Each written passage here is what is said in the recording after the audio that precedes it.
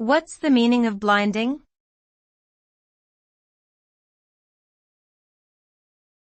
Blinding.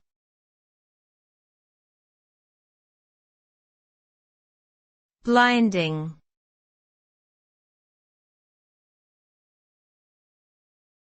Blinding.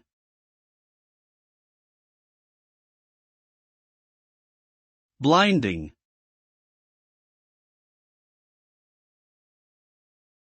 In a literal sense, blinding refers to the act of making something completely dark or obstructing one's view. However, the term can also be used metaphorically to describe a state of being so overwhelmed or confused by something that one is unable to perceive the reality of a situation. In medical research, a blinded study is one where either the participants or researchers are unaware of which group they belong to, such as the placebo or treatment group, in order to reduce bias. In cryptography, blinding is a technique used to prevent attackers from deducing sensitive information from randomized data.